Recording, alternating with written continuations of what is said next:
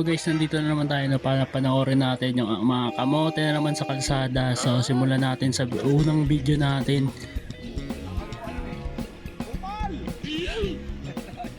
Ayun o, jeepney natin na napakalupit talaga. Tignan nyo, no left turn, no U-turn.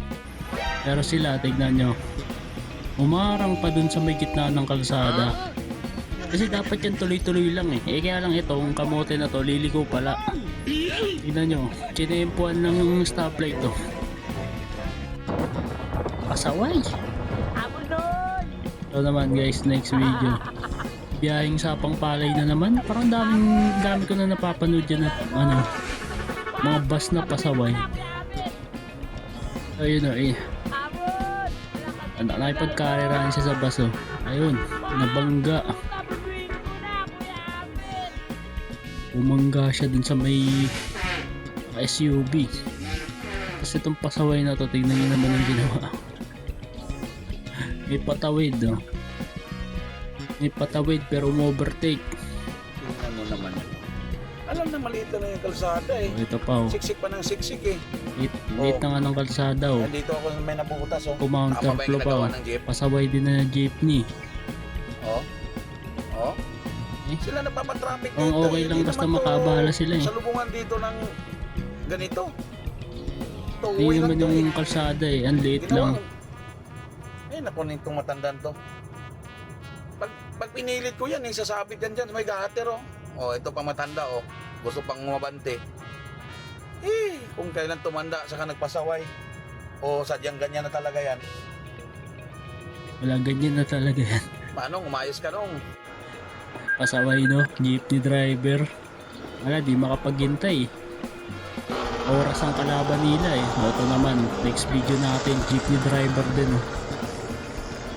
Kaya mo sa visor yan. Ayun oh. Ano naman, napakadelikado ng maniobra niya no. Di mo alam kung nangangarera ba to. Ano bang hinahabol nito? Oras? Pasahero?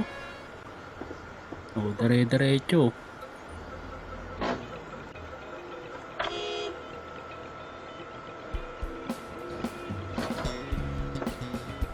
Bumubomba pa. Tignan brake check pa, no? O, ayun na, nung magkasabay na sila. Amo, ang liit na lang nung overtake pa siya sa outer lane, no? Tinagos yung outer lane. I-download mo may lagay mo sa visor yan. Visor yan. Tinagos na yung outer lane, tinagos din yung inner lane. Kaya kahanap tayo, di ba? Na, paano mo maiiwasan ng disgrasya kung ganito yung mga kasabayan mo? Yan naman guys oh. Talagang wala talagang pakialam din sa mga kasama sa kalsada, mga kasabayan sa kalsada.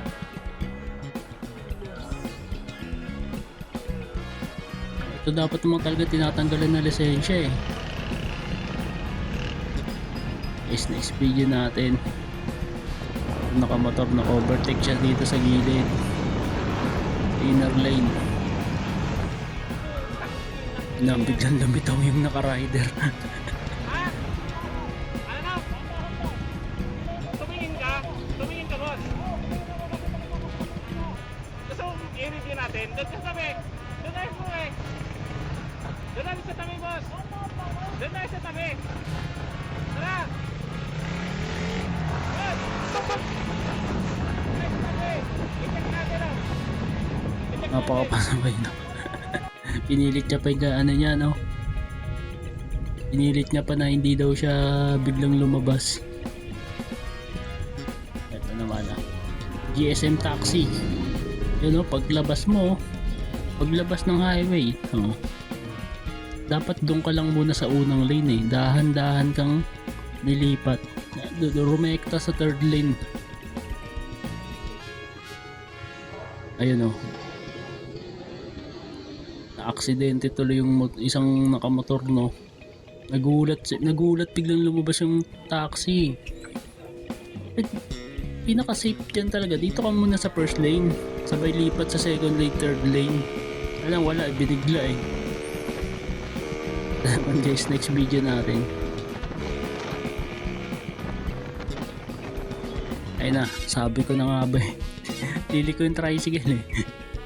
Napalagay nyo guys, sino mali dito?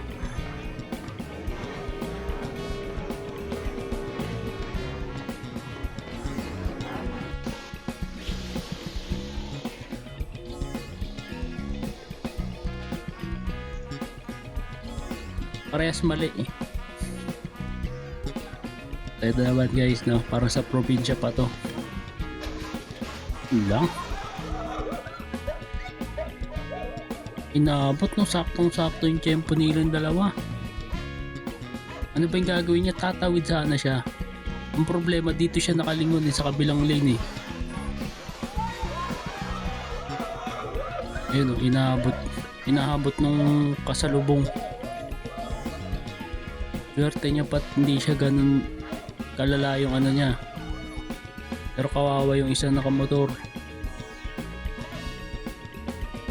Yes, no, tatawid ka, dahan-dahan sana. Dahan-dahan, lingon muna. Kaliwat kanan ng lingon. So ito naman guys, next video natin. Point of view, nag-open na ng isang lane para sa mga kakaliwa, tas may kamote pa. Eh, na-open daw itong lane na to para sa mga kakaliwa. Problema ito, itong nakamotor wala ng helmet. Kumounterflow pa ulit. At naman guys, next video natin.